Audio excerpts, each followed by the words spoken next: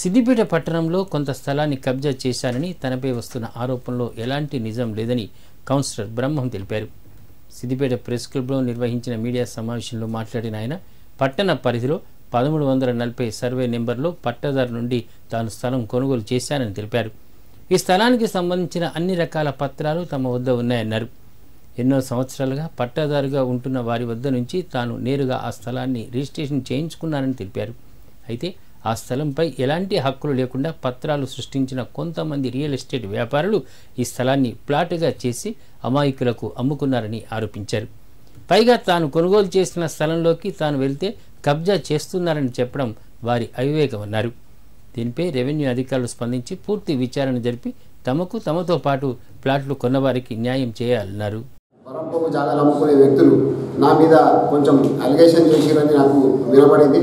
దానికోసం వాళ్ళెవరో చెప్పేది ఏంది, నేనైనా స్వయంగా ఏముందో ప్రకటిస్తామనే ఉద్దేశంతో పత్రికా సమావేశం ఏర్పాటు చేసిన. నేను 2016లో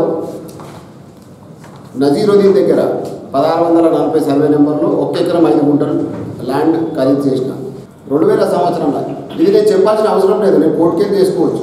కానీ నా మీద ఎలిగేషన్ వచ్చింది కాబట్టి నేను నిరూపించుకునే బాధ్యత నా పైన ఉంటుంది కాబట్టి నేను పత్రికా సోదరుల ద్వారా వాళ్ళ పబ్లిక్కు తెలియజేస్తున్నా.